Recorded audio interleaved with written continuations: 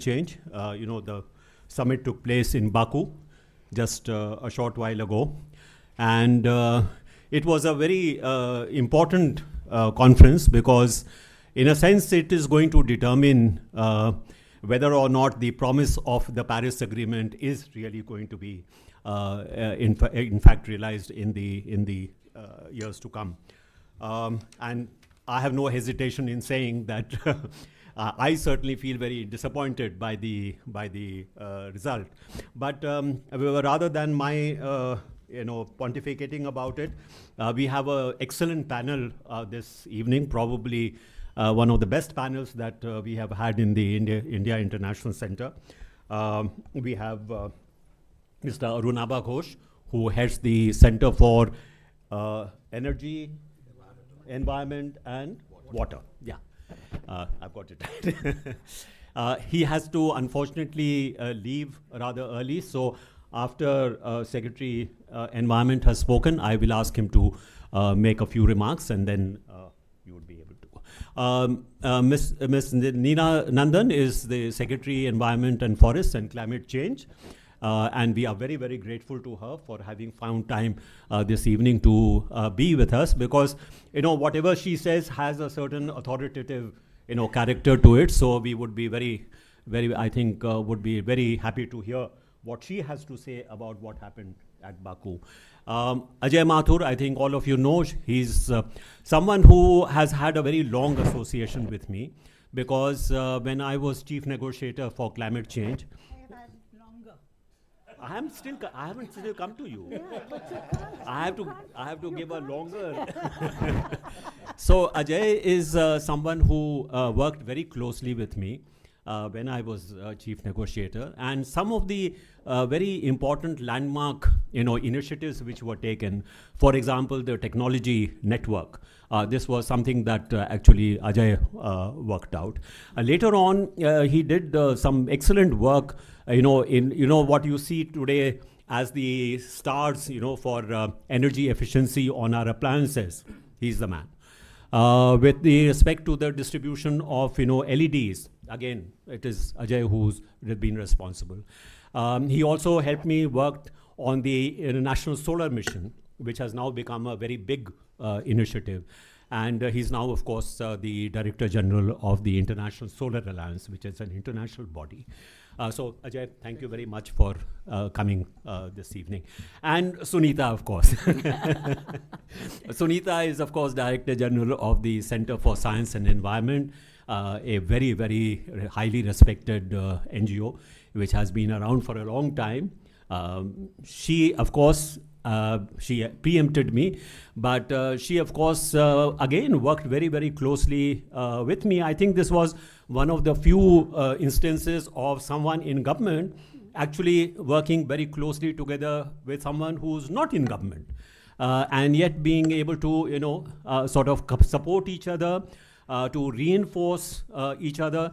And even though maybe our perspectives were somewhat different, but I have no hesitation in saying that Sunita was really a pillar of strength for the Indian delegation at those negotiations.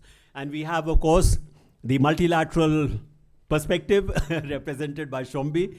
I think the UN has played a very important role right through these multilateral negotiations.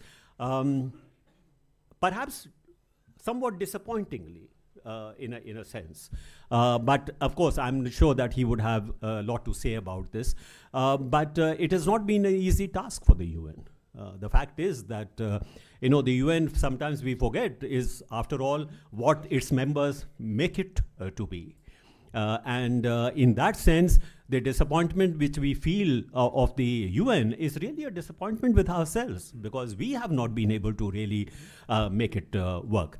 So we have, as I said, a superb panel this evening to really, in a sense, do a little post-mortem of COP and its outcome. So without any further ado, let me first of all ask sorry, I have to ask Ajay, because he's made a very short kind of a brief on the COP29. But since we have a few of our speakers who have to leave, so if you I'll can be very do a brief. very brief count, and then I will turn to Leena. Is that okay? Yeah.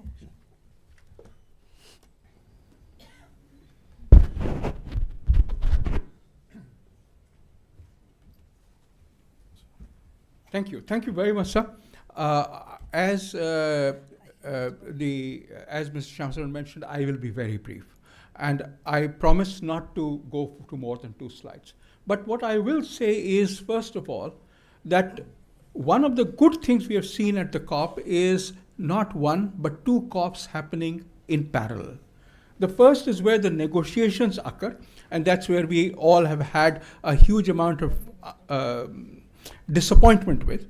But the second is outside the negotiations, where the discussions regarding what countries, companies, and organizations like mine are doing to follow up on the decisions made last year.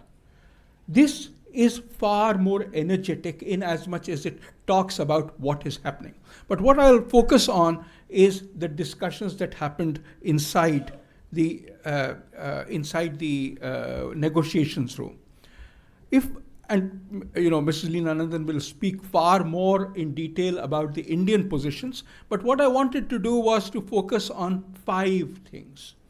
The first is the implementation gap, and I think it was fairly clear that given the fact that the new science tells us that the earlier the earlier budget that we had for 1.5 degrees was actually far more than what we thought it is today. Which means that we are looking at 2034 for peaking rather than anything later. The 2050 goals had been based on estimate that there would be much more space available for the 1.5 degrees goal. What this means is that the global tension, the global pressure on moving things ahead is now far more than what it was earlier, and I'll leave it at that. The second is we are right at the verge of the new nationally determined contributions being presented. As we look at the past, one of the things that we see is that both the US and the EU have substantially, not marginally, but substantially underperformed. This is because of various reasons, but most importantly, the backlash from the fossil fuel sector has been immense. It forced us at the International Solar Alliance to look at different sets of countries, at archetypes of countries as we call them, and clearly the developed countries, places where the per capita income is much higher and the per capita energy consumption is more or less constant, have been able to largely do solar which meets their energy needs during the day, and they continue to use the capacity that they have during the night. On the developing countries, on the other hand, the energy demand is increasing. And because it's increasing both at the day and night, solar alone cannot solve the problem. So what distribution companies ask me is, do you want us to set up a coal plant for night and a solar plant for the day? That doesn't make sense. And so what we are seeing is that if somebody sets up a coal power plant, it meets the needs both during the day and night. And Sunita, if I can reveal the work that you are doing, what it also tells us is that there's a very large number of solar plants which are not commissioned as yet in India, which largely talks of this gap that solar during the day is not good enough. But what it tells us, therefore, is that round-the-clock solar is where we are looking at. Though I must say, what Sunita was telling is that even for round-the-clock solar, you are not looking at commissioning in the near future. Now, both India and China have met their pledges. But remember that both of us have focused on ratios, on the ratio of the energy intensity, or in the case of India, energy intensity and, or rather carbon intensity, and the amount of renewables, the percentage of renewables that we have added a capacity. However, climate change is about overall emissions, and therefore I think there'll be a huge amount of pressure on us as we go on to the next NDC to focus on emissions reductions rather than ratio reductions. The third thing that I'd like to focus on, and this is a place where we had some success in Baku, was on the carbon markets. Now here there's something in the Paris Agreement called Article 6, under which countries and companies could trade as far as carbon offsets are concerned. There have been a huge number of reports on the non-integrity of the carbon offsets that were traded. And therefore there was a huge need to set in place a mechanism through which this can be regulated. And I use the word thoughtfully, because at the end of the day, what did we do at Baku? What we did was we approved something which had existed, which is called the supervisory body for these, and approved a set of transparency rules which essentially allow a UN-based body to look at the emissions that are occurring both at the baselines and at the actual emission reductions that are transferred. Now, what I'm truly afraid of, and I will leave this for discussion, is that this doesn't become an overly bureaucratic process, because post facto approvals are always dangerous, because post facto approvals have this amazingly difficult task of approving things later after the expenses have been made. I hope we don't fall into that trap. I think it is fairly clear to us on adaptation, and CDR is removals from carbon removals from the air.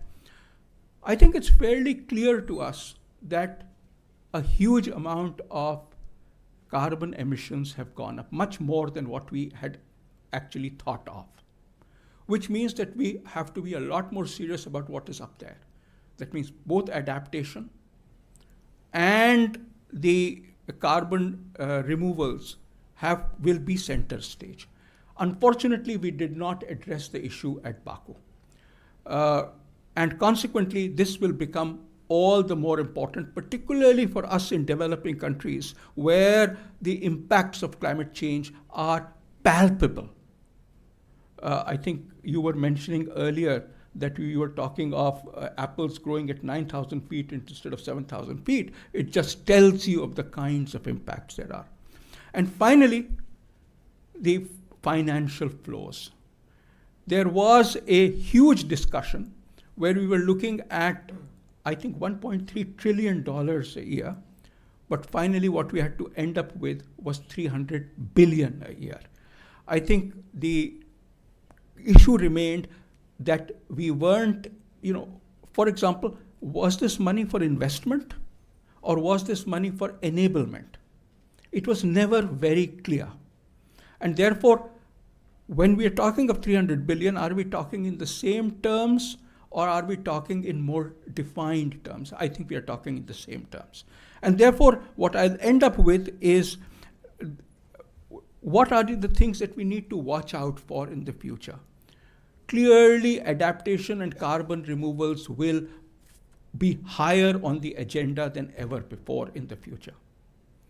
We will, if we want to move forward, we will have to look at definitional issues, whether it is the definition of finance, whether it is enabling finance, or whether it is investment finance. We will have to look at definitional issues regarding the carbon credits that we were talking about. There are two other things that I wanted to just mention. The first is something that was just part of the background noise, and that was a declaration on green digital actions. I don't think we should forget it.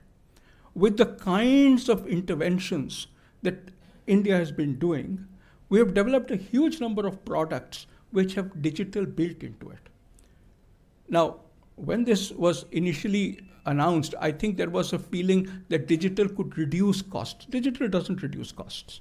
But what it does is it enables upscaling in a far easier manner than you would without the digitalization that was there. But I think it is up to us to make what we want of it. And finally, I basically think the negotiation process is broken. And I think we'll have to relook at the negotiation process as we go along. Let me end here and sir, back to you. Thank you. Thank you very much, Ajay, for really setting the stage for our discussion. I will not make any comment at this point of time because Arunabha has to leave us in the next few minutes. So, Arunabha, you have the floor. Ambassador Saran, thank you very much for inviting me, and good evening, everybody. It's a pleasure to be on this panel. And Leena ji, I'm sorry I'm going to miss your remarks, but I hope to catch this on I believe this is being streamed on YouTube as well. Dr. Mathur has already laid out the overall outcome, so I will restrict my comments to the issue of finance. And what do we do with a bad deal? Now, why was this a bad deal? Number one, we have to recognize what Dr. Mathur pointed out right at the outset, is that the NDCs as they are currently structured, and especially in the developed world, they're well off track from achieving them. Let me give you one example. Earlier in the year, the G7 decided that coal phase out in the G7 countries would happen by 2035 instead of what was originally thought of by 2030. Just that, what seems like just a 5-year extension, actually ends up consuming about 4 billion tons of carbon space from the rest of the world. Now let me pose a counterfact, which is a report that CEW brought out just as Baku got going. Our current policies in India for renewables, for energy efficiency, for mobility, this decade would result in a 4 billion tons reduction in emissions compared to a baseline if those policies weren't there. Now, of course, it comes with a big if, both of whether the policies were there or not and whether the policies get implemented or not, the point that Dr. Mathur also highlighted. Nevertheless, the point is that even as carbon space, which is a global common good, gets swallowed up due to inaction or slow action in one part of the world, we are trying to do with the cards we've been dealt. The second dimension of this is, where does this 1.3 trillion come from? 1.3 trillion is not the entirety of the climate finance that is needed.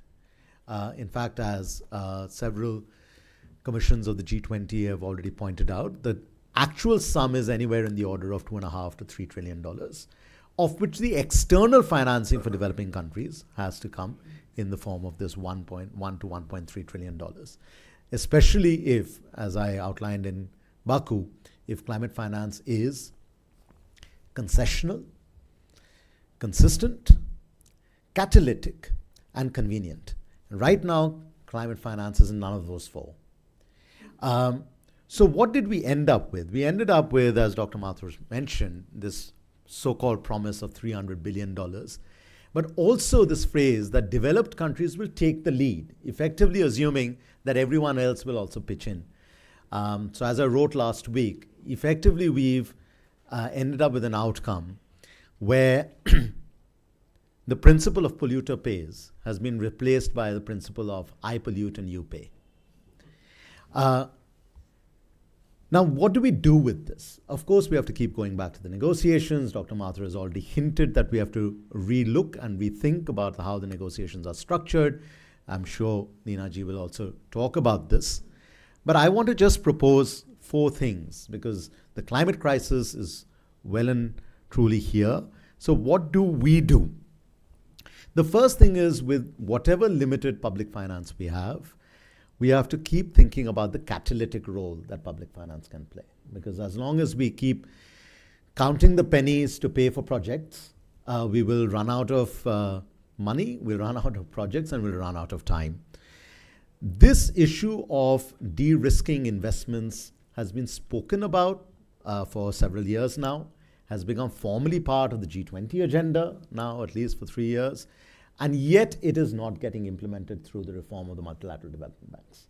And unless we make sure that limited amounts of public capital is able to crowd in many multiples of private capital, we will be struggling to make the ends meet. The second thing is that we have to think about non-debt creating mechanisms when it comes to climate finance, particularly for the vulnerable countries. Again, a report that CW brought out shows that of all the loss and damage that is happening, about 65% of the extreme events, we are not even counting the economic losses. And that rises to about 85% when we look at the small island developing states and the LDCs. So effectively, we're only in a disaster management mode rather than in a resilience mode. Now, what would be some of those non-debt creating mechanisms which do not increase the indebtedness of the vulnerable countries? Dr. Mathur has already referred to the Article 6 related negotiations. I think that needs to be observed carefully. But also other things that we have to start experimenting with, debt for nature swaps, how the IMF's special drawing rights can be leveraged better to build resilience, and so forth. Thirdly, we have to think of a more long-term resourcing strategy for loss and damage and resilience. Again, Dr. Mathur has repeatedly pointed out in his presentation that adaptation, carbon removals will become much more central in our conversations. Now, right now, the money is promised on the Loss and Damage Fund, which got technically operationalized, is less than 0.25% of what is needed. So again, we have to ask ourselves the question, where will this money come from, even if we manage to negotiate language which is more favorable? And I believe one of the things that we have to do is rethink insurance schemes, because an insurance scheme against an extreme event, say a flood in a particular geography, actually does not help, because unless you pair it with an insurance scheme that deals with drought in a different geography, you can't bend the risk curve sufficiently enough that you can distribute the risks. So we have to start becoming a little bit more innovative in how we become more resilient. And finally, we have to keep looking at how do we strengthen the domestic financial ecosystem for climate action. Of course, there's, domestic investments that are going into solar or electric vehicles or green hydrogen, etc. There is capital coming in from outside. Ballpark, India needs about $200 billion of clean energy investments in renewables this decade, about $140 billion for green hydrogen, a market of about $206 billion for electric mobility. So compared to the US Inflation Reduction Act of $369 billion, we are offering an investment opportunity of over $500 billion this decade alone. But that's not going to happen only by project financing. The reform of our own taxonomies for green financing, our own institutions, and our instruments that help to leverage this capital. I would say these are some of the 4 things we could be doing to make the best of a bad deal. Thank you, Master Saran. Thank you, Arunabha. I know that you have to leave, but thank you very much for those excellent points that you have made, particularly in terms of, some of the what are the elements of a way forward for a country like India. So thank you very much. I now have pleasure in turning to Secretary Environment, Forests and Climate Change, Ms. Leena Nandan, who has been very closely associated with our climate strategy over the last few years. And she would perhaps be the best place to tell us about what the Government of India's position is. Yeah. Thank you. Good evening to the very distinguished panel and an equally distinguished audience. The first thing that I would like to say about the recently completed COP at Baku was that it was supposed to be something that the world had great expectations about. This was to be an enabling COP, a COP which was going to be focused on the means of implementation. And what is our means of implementation other than funds and resources? And here it was that we found semantics and not solutions. We found rhetoric and not results. And that has been the biggest disappointment. That is the feeling that resonated across the developing world, articulated very strongly by India and supported by so many other developing countries that felt completely let down about how the whole process, the discussions, and everything in effect that COP was supposed to deliver on but failed to deliver. Now, what are the three elements when we talk about climate change and all that we need to do for the future generations? What are the three core elements that are intrinsic to the entire discussion and debate around climate? There is climate justice, there is the talk about common but differentiated responsibilities, and there is the talk about equity. Unfortunately, when we look at all the discussions, and I'm not talking only in terms of the resource mobilization, where in place of the 1.3 trillion per year, that figure which had been widely agreed to and accepted, we were left with a figure that was hanging in the final NCQG document, but only talked about mobilizing $300 billion by 2035, mind you. Where does that leave us given the challenges that the whole world is facing today? Precisely nowhere. We are hard put to tackle the problems of adaptation that is affecting the lives and livelihoods of millions and billions across the world.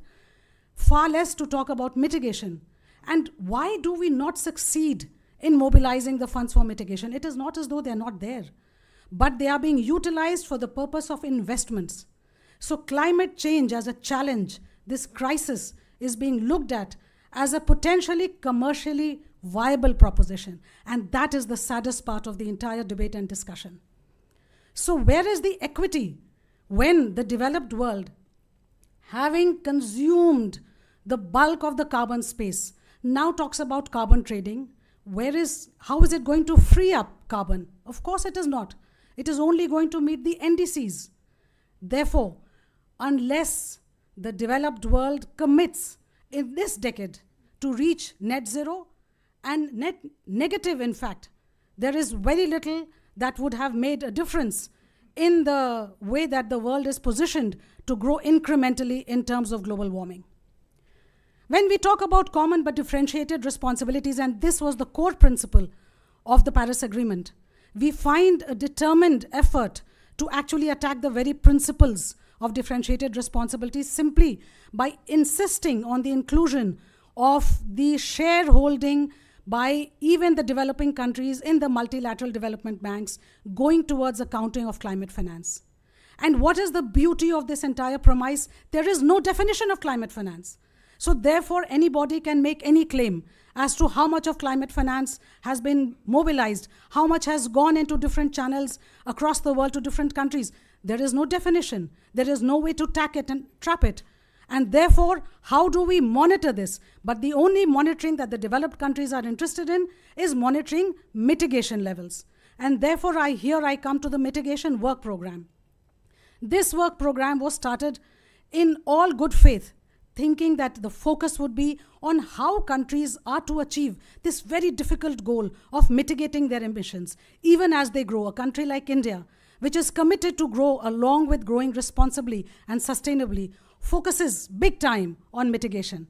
So therefore, mitigation work program was designed to be able to channelize actions towards mitigation. Instead, what did we find there? There was this concerted effort to reduce mitigation work program to monitoring and tracking. No discussion at all on where these funds would go and how they would be supporting through concessional, grant-based finance. Finance that does not induce further debt of already indebted countries. So that is the systematic effort to actually dilute the basic principles of CBDRRC, which is enshrined in the Paris Agreement. And the third aspect that was equally a matter of concern, and I'm happy to say India led this discussion on the Carbon Border Adjustment Mechanism, CBAM.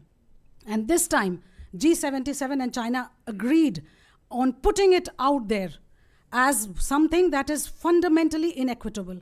So when we talk about just transition, where is the justice when the developed world does not look at advancing their net zero goals and becoming net negative?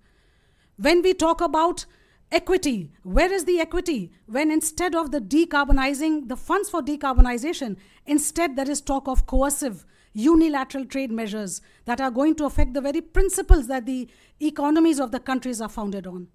So all these were very, very strongly opposed by India. And now I come to the next part. So therefore, I would not like to stop at what COP did or did not deliver. The other part of the narrative is what India chose to articulate and what India actually showed leadership in.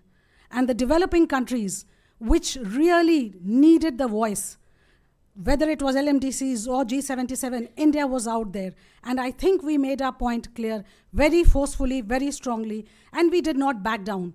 Right down to the plenary, right down to the final negotiation of the text. I hope most of us out here would have some idea, and I would not like to repeat the words that our negotiators at that most critical point when there was extremely high pressure with respect to agreeing to the NCQG. We made it clear, we made it abundantly clear in words that were unequivocal and unambiguous that this was not a deal that was to be accepted. This was absolutely inequitable, and it did not deserve to actually become the kind of ultimate outcome that it was being projected as. So therefore, I say that the rhetoric was there, but the results would be difficult to see if we are going to go by what the NCQG has agreed on.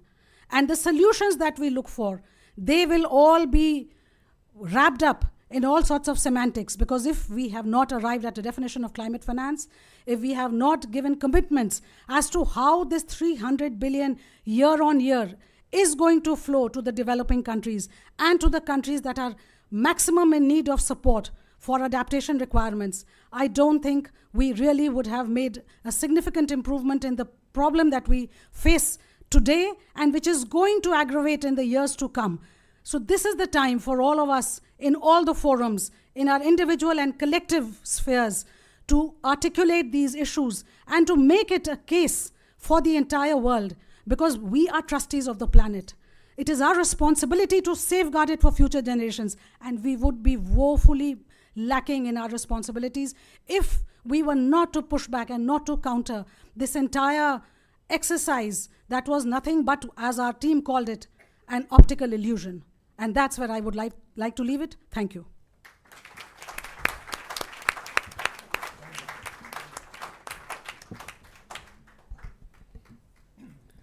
Thank you very much, Secretary, for your very spirited presentation. Thank you very much. And we are all, of course, aware of the position taken by the Indian delegation at the very final session of the COP29.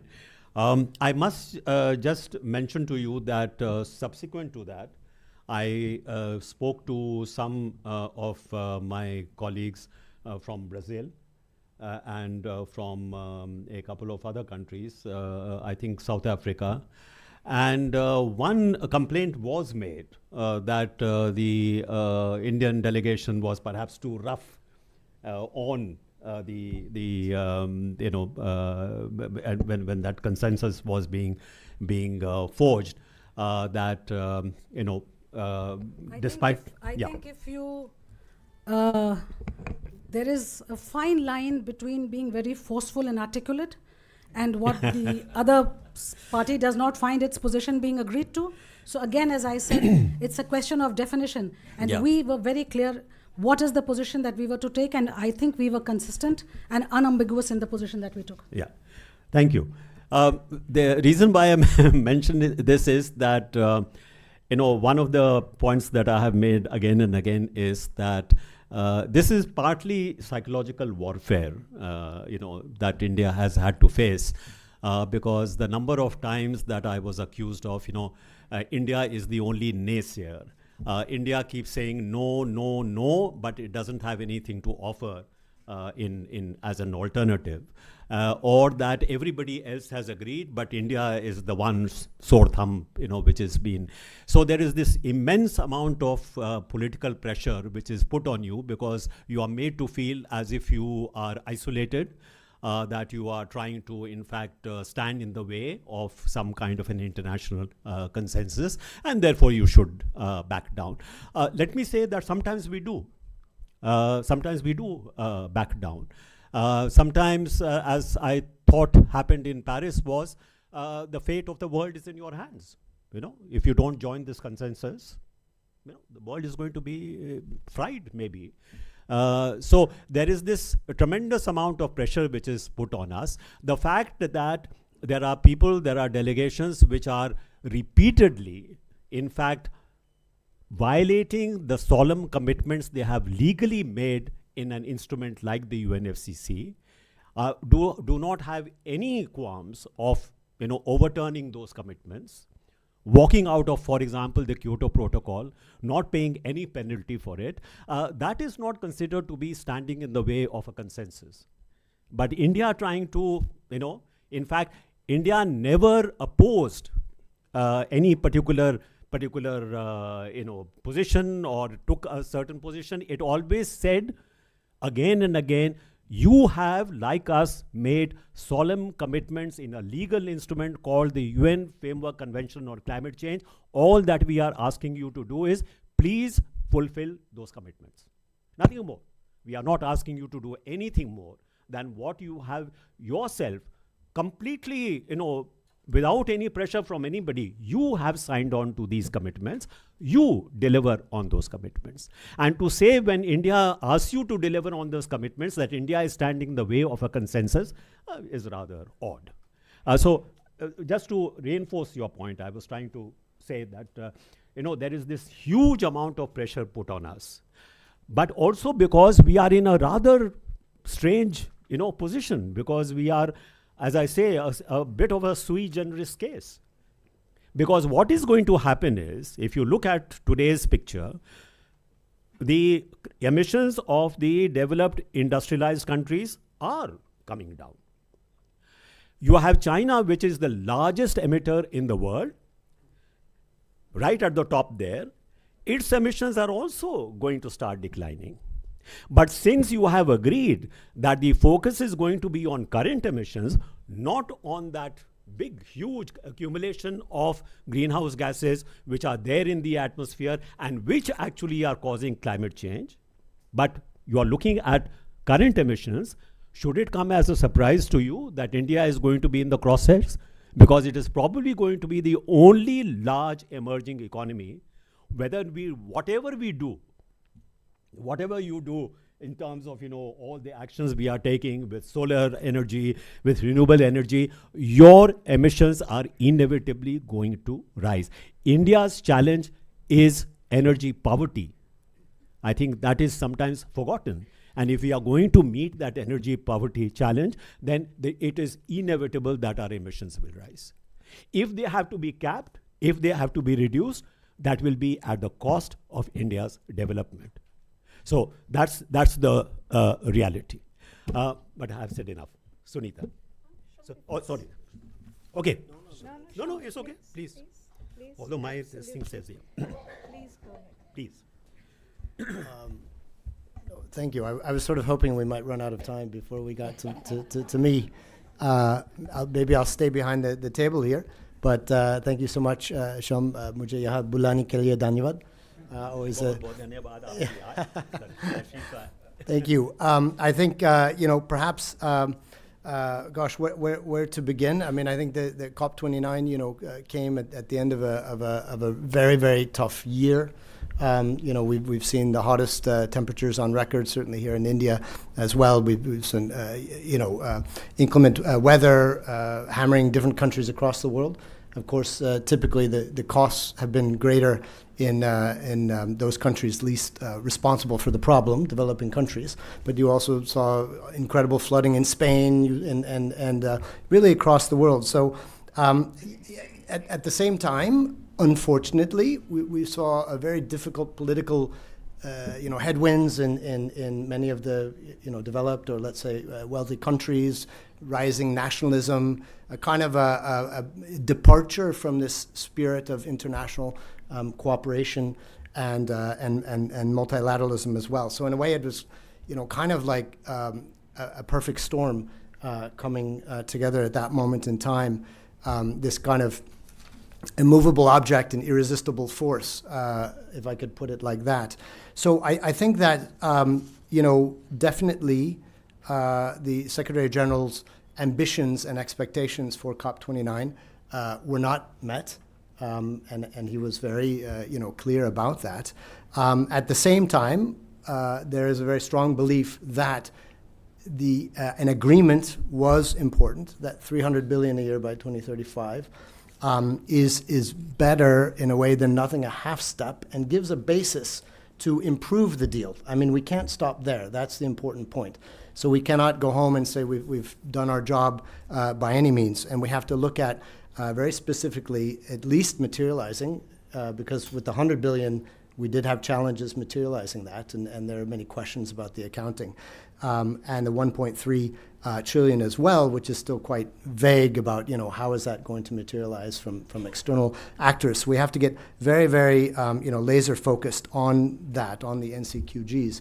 I think that, and there are so many ways to do that. Arunabha was talking about that as well. We have to really get serious about mechanisms to crowd in private sector financing. We know that there's $120 trillion in capital markets. So it's not about money. It's about how that money is spent, and about finding ways to de-risk investments, currency hedging, first loss cover, these sorts of things. And I think that India has brought so much important focus and energy to the discussion. So I would very much appreciate that passion, because it's grounded in a, as you said, sui generis, sort of understanding that India has of the situation and of the challenge. And we look at, first of all, my personal perspective is that we cannot really consider these matters in any way other than per capita metrics. So I don't see a logic. How would you, not look at India as being, 16% of the world's population? So you have to immediately, I think, not look at it as in aggregate, third largest, emitter or something like that, but rather look at the per capita, look at, 1/3 of the world's average in terms of energy consumption. And when you look at vis-a-vis high-income countries, much, much, much, much less. So India has not been the problem, let's say, in this regard, not historically and not now. Of course, India's incredible growth trajectory moving forward. I think India has 2/3 of its cities still to be built. The rise in demand is going to be so great that if we don't change that trajectory and move towards a green economy, then years down the road, the picture will look very, very different. But, government is, you don't see more exciting momentum in investing in renewable energy and electric mobility and, green hydrogen and solar and all of these things, ISA and CDRI, in any country more than India, right? So I think India's example is that the demand is there and the political prioritization is there, but as with the Global South, largely speaking, we need the investments and we need the technology transfers, and we need, to really make sure that commitments translate into cash, and that the private sector is coming in a much bigger way. So I think that, really the sort of voice of the Global South was heard very clearly. And so I would really reiterate, in the Secretary General's view, that even when we're not satisfied with the results, I think it was Nelson Mandela said, don't judge me by my successes, judge me by how many times I fell and I got back up.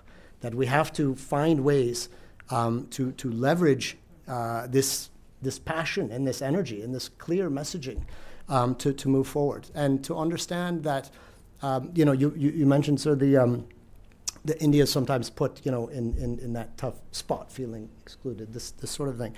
I was mindful of COP26, that the world changed after COP26. Why? For very negative reasons, and that is the Ukraine conflict. So prior to that, we were living in a world where we really were focused exclusively, for the most part, on mitigation. And the war happens, and suddenly you have high-income countries, firing back up dirty energy supply. And you're thinking, how is this possible? Well, they're saying, look, our people need to heat their homes in the wintertime. It's a crisis. What else can we do? And India and other countries of the Global South said, well, this is exactly, we call it, right to development and climate justice. So at least the conversation is more let's say, authentic in that regard, albeit disappointing. But the Secretary General firmly believes that it was important we did get an agreement, and we do have now Article 6 carbon markets to work with moving forward. So now let's really focus on how do we go to the next steps, and how do we materialize what we have, and not give up on getting back to that ambition that we need. Because I think the world realizes if we don't get back to that ambition, it's sort of like we're all going to go down in the same boat. You know what I mean? It's no longer a two different worlds story like that. So I think if we can, my hope is that we cannot give up on multilateralism, because I think it's more important now than ever. But channel that disappointment and that frustration into positive energy, and take advantage of what is happening, again, outside of multilateral, bilateral, sort of big government conversations also, and look at private sector, look at, here in India, Jharkhand, I think, I know UNDP colleagues are working with, looking at state levels, looking at energy transitions, how do we build green economic opportunities that actually give more jobs and can really leverage, for example, the great demographic dividend that India has. So, thank you. Thank you, Shombi. Thank you very much. We are all aware of the repeated warnings that the Secretary General himself has given as to the, sort of a very, very disastrous trajectory that the world is on. And we are very mindful of the fact that the UN has tried its best to make multilateralism work. And the fact is that multilateralism requires some degree of international solidarity. And I think today we are living in an age where that solidarity is just simply missing. I would just like to make 2 points with respect to what you spoke about, for example, how the wars led to some of the developed countries, in fact, go back on their shift from or transition from fossil fuels to non-fossil growth. I always like to point out that, our emissions and those emissions of many other developing countries are really survival emissions. That is, they are not related to lifestyle, but they are related literally to survival. Because if you look at India's energy consumption, it is less than half of the per capita, world average. So literally, these emissions for us are really survival emissions. While for the West, for the developed countries, these are really lifestyle emissions. So you are not prepared to have any kind of change in your lifestyle, but you want that those for whom these are survival emissions, they should cut them down. So I think that's a conceptual thing that we should look at. Secondly, the last point I would like to make is, and perhaps this is something that Sunita can address, we talked about net zero by 2050. I think there is a certain notion that the net zero is zero emissions. It's not zero emissions. It means net, it's a balance sheet concept. It means that whatever emissions are going to be still, emitted in the atmosphere, there will be something to reduce it to that same extent. How is it going to be reduced? Because the two major sinks that you have in the world, carbon sinks that you have in the world, are your oceans and your forests. And if you look at the forests, there is a continual kind of a degradation of forests taking place. So this particular carbon sink is actually diminishing over time rather than expanding, which is what would be required.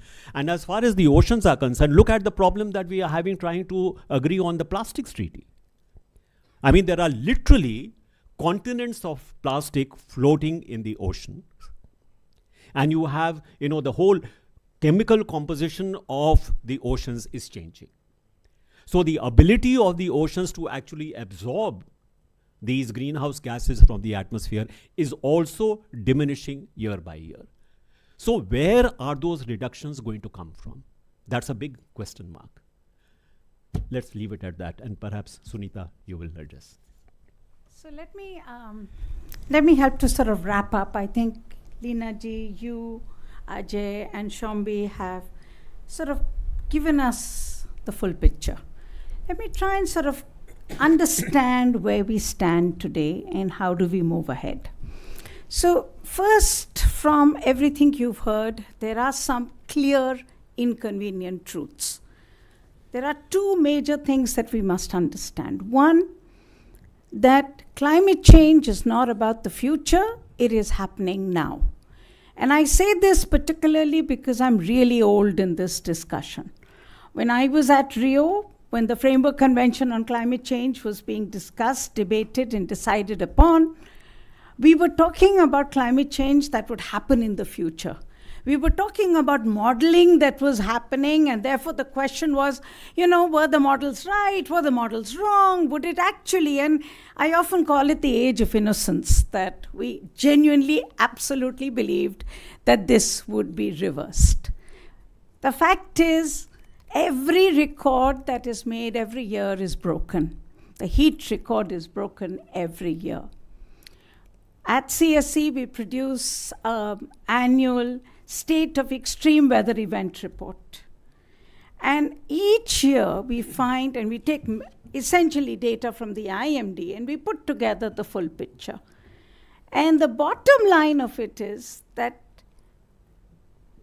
almost every day in the year, some region or the other in India is experiencing an extreme weather event.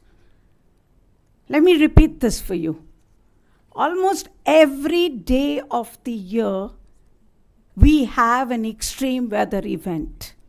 Now, we have to understand the huge cost of this on the poor, on the vulnerable, but we also have to understand, and that's the point that Shombi and Shyam have made, is that climate change is a great equalizer. It is in many ways like the air of Delhi. All of us could have air purifiers at home and believe that we are protected, but we are not. We have to breathe the same air.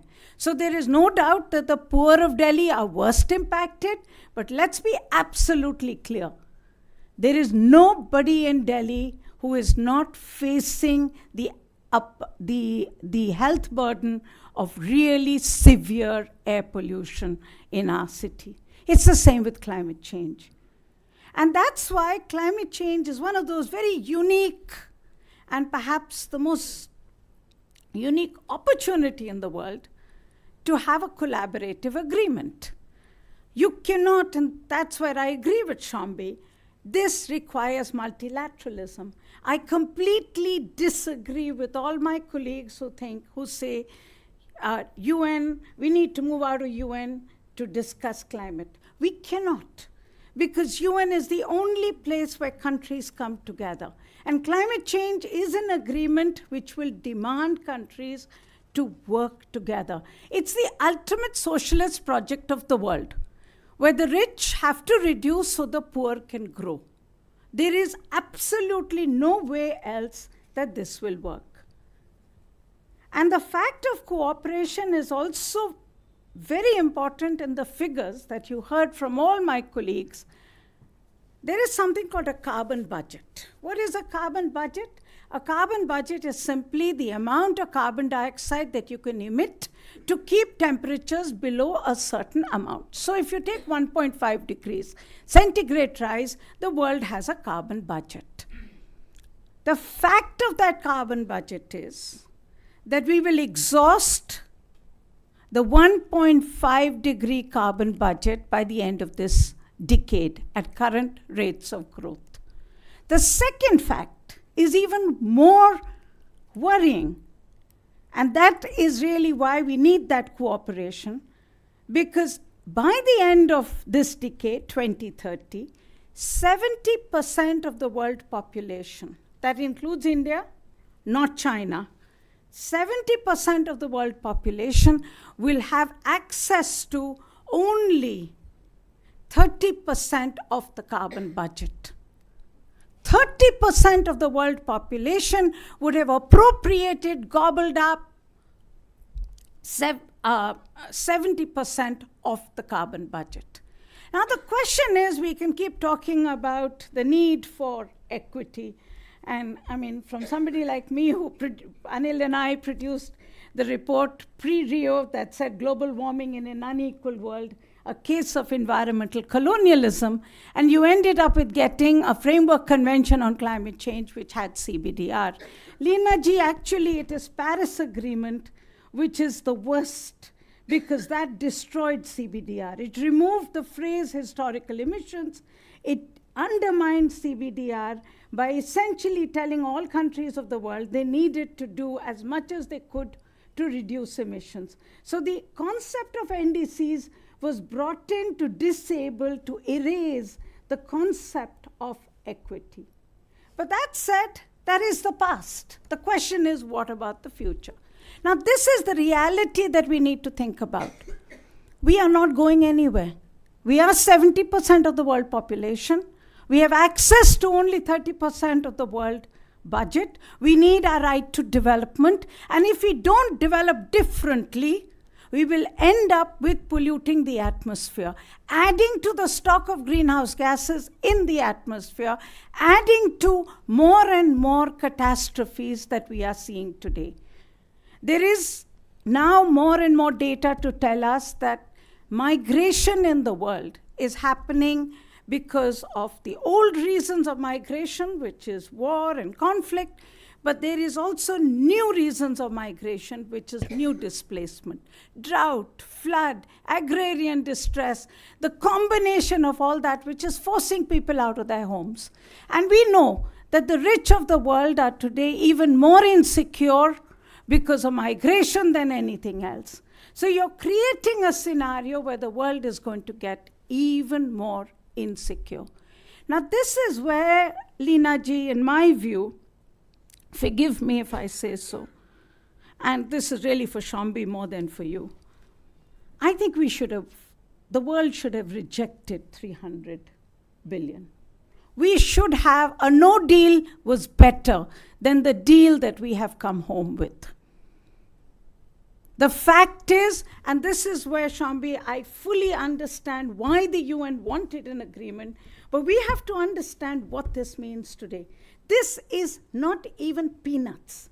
It's crumbs. It's a joke. And you have literally consigned 70% of the world to say that they have no option but to do development in the way they do it today, which adds to the emissions in the atmosphere. So you're literally creating a disabling framework rather than an enabling framework. Now, the two other things that I want to add to this is the other thing that happened at Baku is what Ajay spoke about, which is the Article 6.4, or Article 6, I think it was. Article 6, 6.4 is 6.4. So now let's sort of deconstruct this a little bit. So we know that the world needs low concessional finance. My colleagues did a report last year where they showed that all climate finance was coming in the name with more debt. Now this is coming to countries which are already under debt. So you're literally adding to the burden rather than reducing it. So we needed grant-based concessional finance, which was actually agreed upon at COP28 and undermined at COP29. So you've not got the money, but what you have got is the promise, as it was in Kyoto, of what would be called joint implementation. CDM, Clean Development Mechanism, which we started calling the corrupt development mechanism, the convoluted development mechanism, the cheap development mechanism. Now, you have that in the name of markets again, because the Western world has essentially thrown up its hands saying, oh, we have no public finance, let's the power of the market be unleashed. And the power of the market will get unleashed when we have the carbon credit system in place, and people will buy and sell carbon credits, and everybody will see transitions happen. Now, to me, and this is where, Leena ji, there's going to be huge risk, but a huge opportunity. The question is going to be, how do we use this carbon credits market?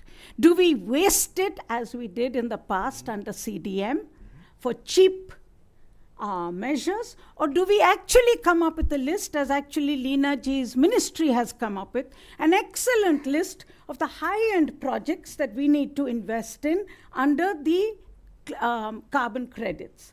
So you're essentially saying we want transformation, but that transformation is going to cost, and if it's going to cost, let that money come from the markets. Now be very clear, this is not going to be the objective of all the smart verifiers, auditors, registries, all the smart developers in suits and boots who are running around the world developing this carbon credits market. They want cheap emission reductions, and they want it in your world. And this is where net zero comes in, Shyam, because in net zero, the biggest opportunity is to grow trees, is to sequester carbon from trees. Technically, it's a win-win for us. You would say, we can grow trees, our poor people can benefit from it, we can make sure that those trees sequester carbon, and we can make sure that we get greening of India as well. No doubt. But the question is going to be, what's the price of the tree and the land and the labor that is going to be paid? My colleagues have just been investigating, have just been traveling to look at the current tranche of agroforestry projects that are being done in India, and you will be appalled by what you read. You won't be surprised, but you will be appalled. Because I think in this room, at least, people still get appalled. And so you will get appalled to say, what is happening? This is not what we mean by climate change. This is an existential threat. We need to come together for action and not find every opportunity to make sure that we can make a cheap buck somewhere or the other. So this is really the reality of the world. We are not going away. We have an opportunity to do things differently, and that's my last point. To me, the question for India has to be, how do we leverage the co-benefits that we could get from climate change? I don't believe we should act because of climate change. We should act because of the need for our own survival.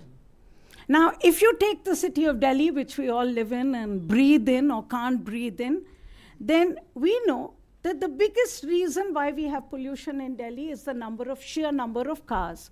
Do you know how many cars we register in Delhi a day? Just take a guess.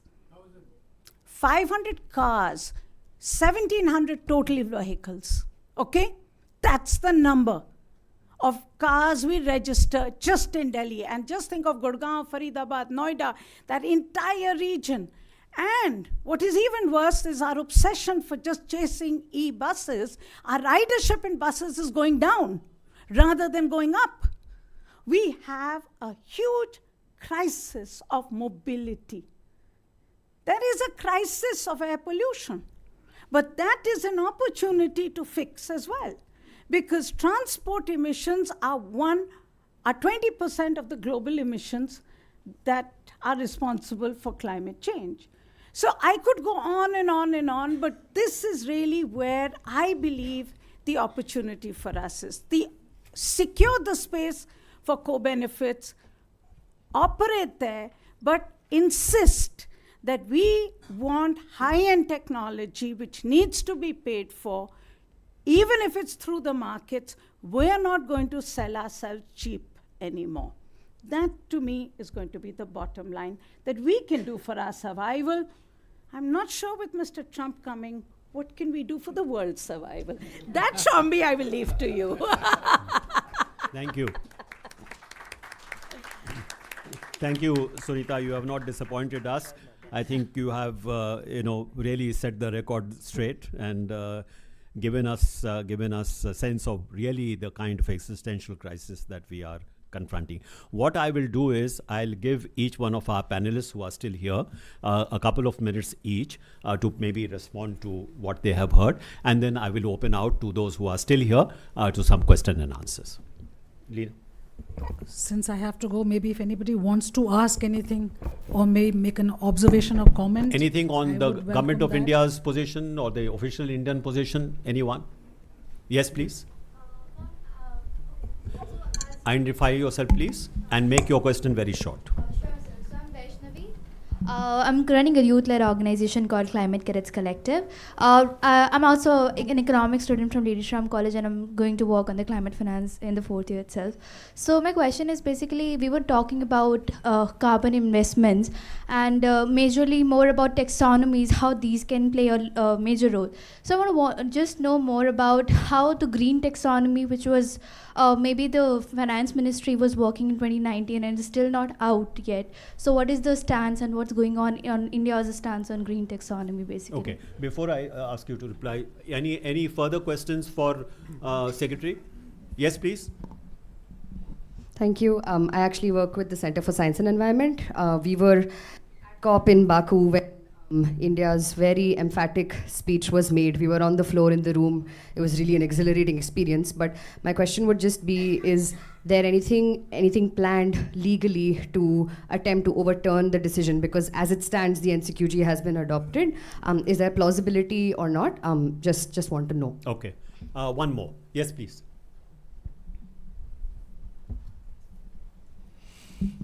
Good evening. Ma'am, my question is actually relating to... Your name, please? My name is Serish Hazarika. So my question is relating to different, let's say, different themes that build the climate narrative in India, one of them being waste management. So because I work with the Ministry of Housing and Urban Affairs, so my question is, ma'am, that even though the mandate is to the MOEFCC, we all are the regulators, we can just advise and we can just support states to implement Swachh Bharat.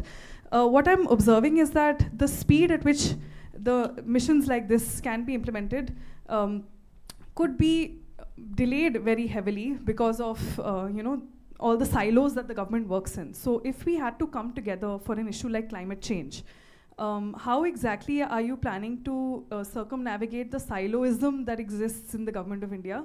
And given that in most cases the gaps lead to deaths, and they're almost death pits in many ways, like policy death pits. Okay, so since Secretary has to leave very soon, I will ask her to respond to these questions, please. So the one question that I think you had asked was with regard to green taxonomy, and that is work in progress by the Finance Ministry.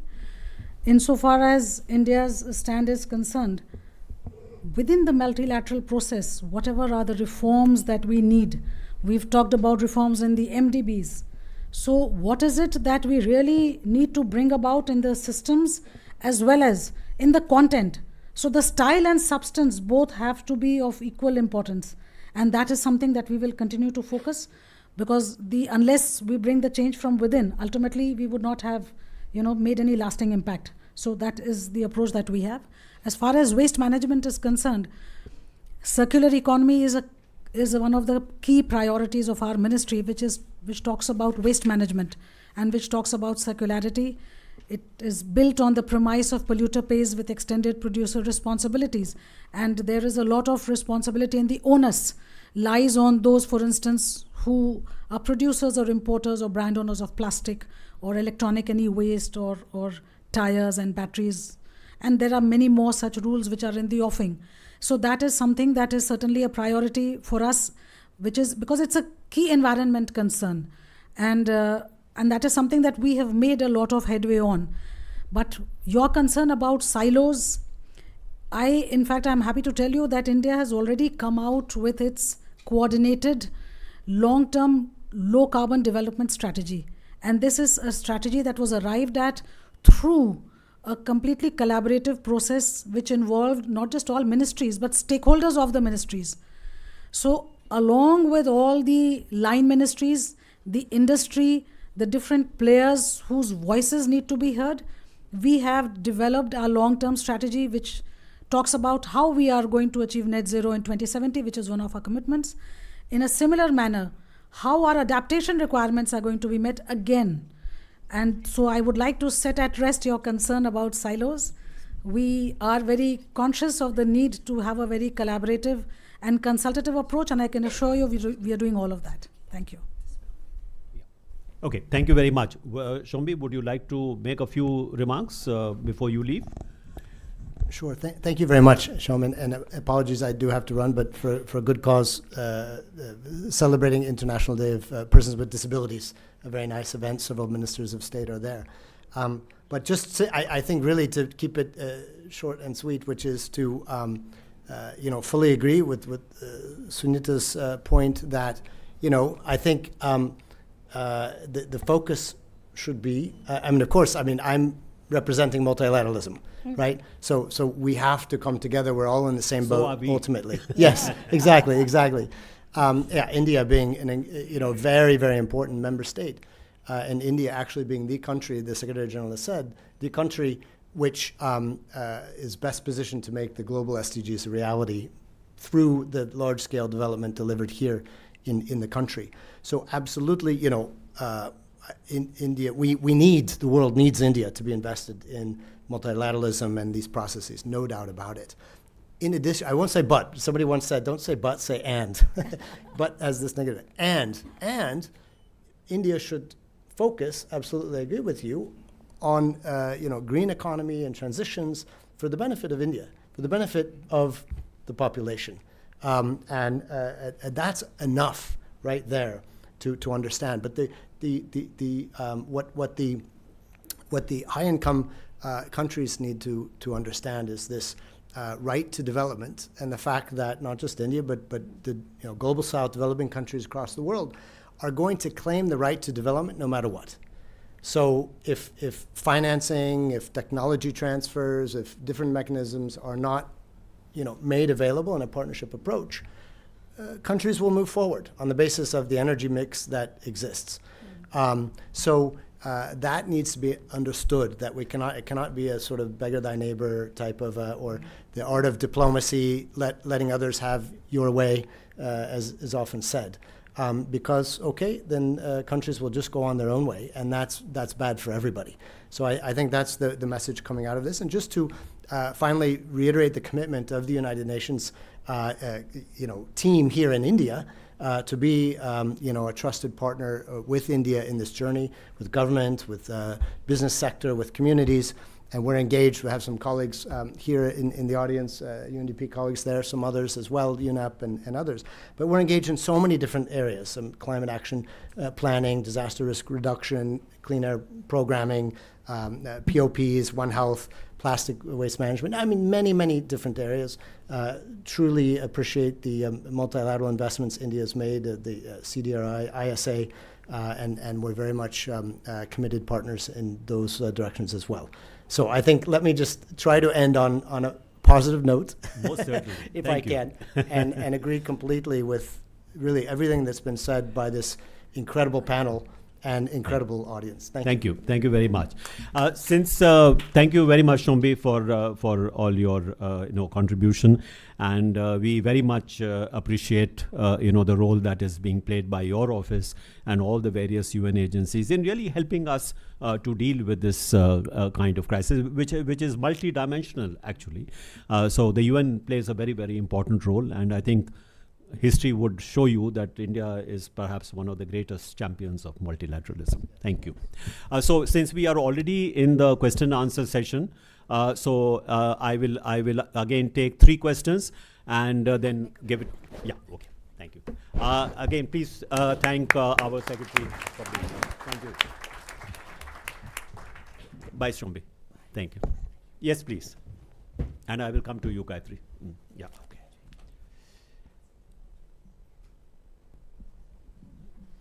Thank you, sir. I'm Yogendra Kumar. We had the G20 meeting here where global warming was a big issue. And there were consensus document which actually had been arrived at that. And G20 are the countries which are both the solution and the problem. So how much of the G20 consensus which was arrived at in Delhi, how much of that actually was reflected in the outcome documents at Baku? Thank you. Okay. Gayatri.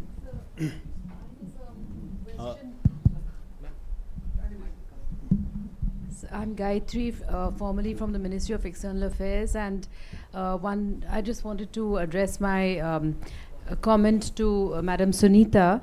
And of course, Mr. Sharp, I wish I had mentioned before he left. The point is that one reads about the mechanisms and the mitigation and the sort of monitoring and all the institutions, the jargon. I just want to say, of course, there are things that have to be done at ground level, but have we started creating a narrative about the emissions in war, the cost of war, which is, going away from climate financing? I mean, we are sleepwalking to the brink of a disaster, which is worse than war. We don't have clean water, we do not have clean soil. Look at the emissions because of war in the Middle East and in Europe, which is the breadbasket area. What is going to happen to the soil there when all this dies down? And then, of course, who are the polluters in these, through these emissions during this nasty war? So I just think that a narrative needs to be created and given a huge momentum on, as our Prime Minister said, this is not an era of war. Yeah. Surendra. Well, my question is triggered off by Sunita's last line. All high voltage discussions here in Baku Agreement. If the incoming US President decides to opt out of the climate change, what will happen? Thank you. Yeah, well, I mean, he will walk out. He will walk out. The only good news is that the US is now less and less of an actor with regard to the international economy than it has been in the past. But of course, that is going to be only increase the challenge which we are facing. But let me ask our panelists to respond to these questions. I will come to the next round again. Sunita, would you like to say? So I'll take Ambassador Saran's question on Trump. I think war, of course, I mean, what you've said cannot be disputed. Trump, I think, Shyam, there is no doubt he will walk out. The fact is, let's be very clear, US under Biden was producing more oil and gas than any nation has produced in the history of humankind. Okay? 13 million barrels a day was being produced under Biden. Now, all Trump will do is to make it much worse. But I think the bigger question, which I would love to have at some point a larger discussion on, is the other, you talked about the physical wars. There is the war with nature, which we are losing. But there's the geopolitical war, which is China and the rest. And the fact is today, China has very cleverly and very astutely made sure that it is on top of all the green technologies that the rest of the world needs for transformation. Okay? And whether it's battery, whether it's solar, it has it all, both raw materials as well as the cheap supply. Now, with the trade wars getting worse, what that will do to the green transition is going to be a bigger question than Trump walking out of the climate agreement. That, frankly, the US has always played a disruptor role and will continue to play a disruptor role, whether they're there inside or outside. So that I'm not so bothered about. I think the larger question of the geopolitics will be interesting to see how it plays out. Okay. Ajay, would you like to add something? Thank you, sir. I'd like to make 2 points. The first is that this has to do with the G20 consensus. The G20 consensus was largely based on numbers as far as the alternate technologies, and particularly the tripling of the renewables target and the doubling of energy efficiency was concerned. The Baku discussions, you can say, were not about that, but about the monies that would be transferred. You can argue that they were the same. You can argue that they were different.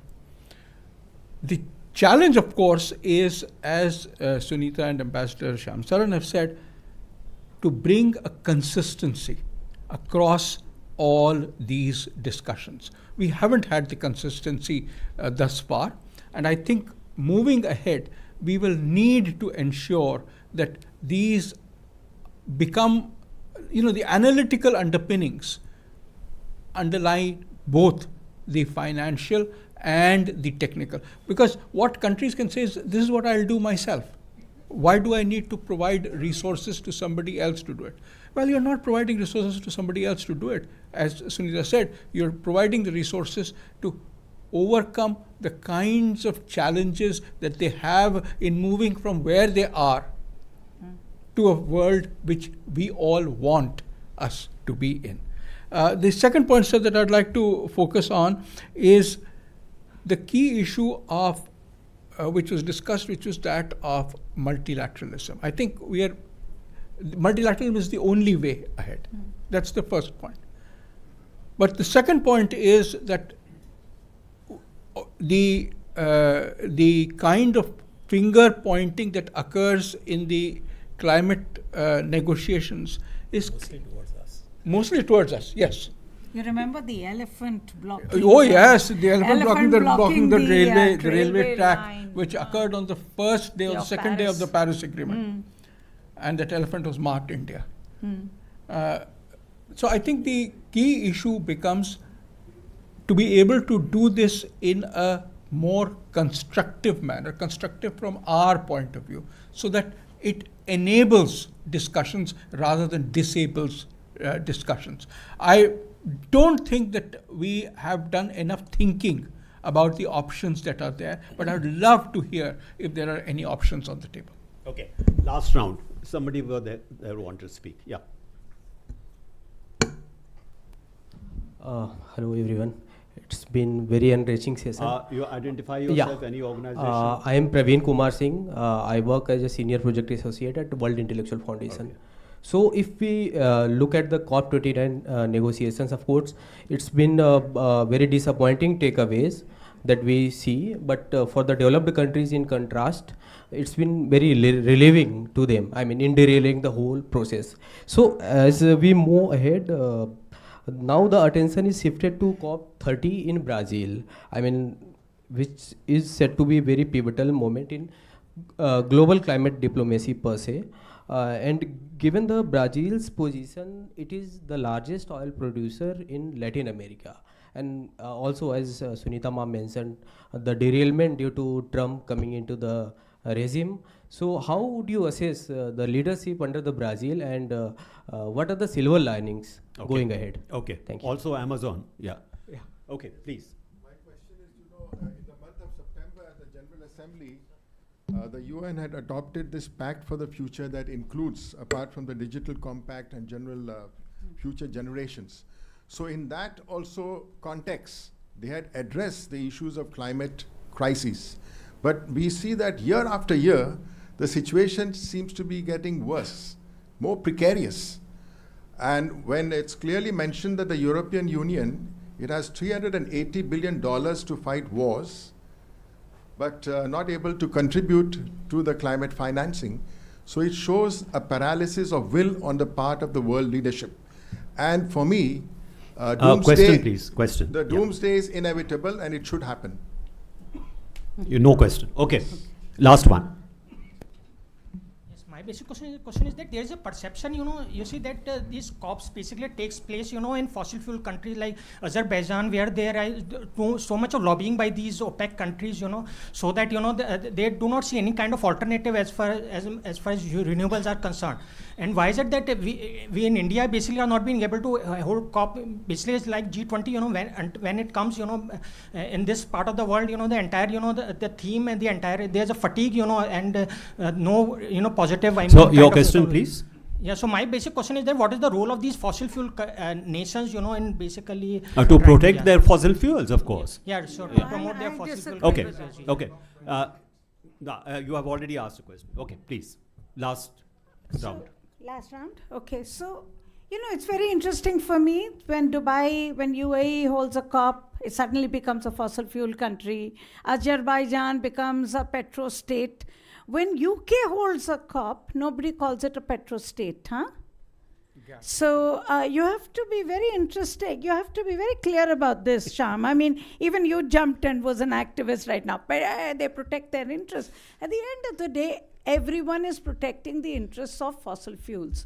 whether they're held in petrostates or non-petrostates. But it's interesting for me, and this links to the Brazil question, is that it's interesting for me how everybody, my colleague Avantika wrote an article about it, was already destroying the Baku COP, saying nothing is going to happen, useless, petrostate, corrupt leadership, all the rest of it, and all getting ready to pack their bags to go to Brazil. Okay? This was the finance COP. This was the COP which was to decide about finance. And that was the reason why there was so much bad mouthing about it. So at least our part of the world should not fall into this very simplistic trap that the Western media creates, largely as a mouthpiece of their governments. We should be a little more careful about when we get into this, because it's really a question. If the Americans are producing more oil and gas than in the history of humankind, how come they're not called a petrostate? Okay? So I think let's be clear about this. And the last point on Brazil is, yes, Brazil is the good guy in the room right now because they've managed to reduce their deforestation. Lula is there. It's sort of, it's all about everybody is going to Brazil COP because everybody expects that things will happen there. But Shyam, the point that you began with saying, let's be very clear of the politics that the Latin Americans played this time in Baku.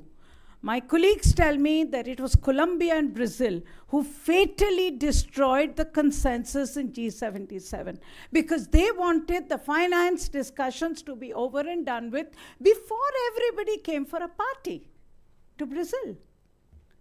So that's the reality of the world. Okay. Any final comment, Ajay?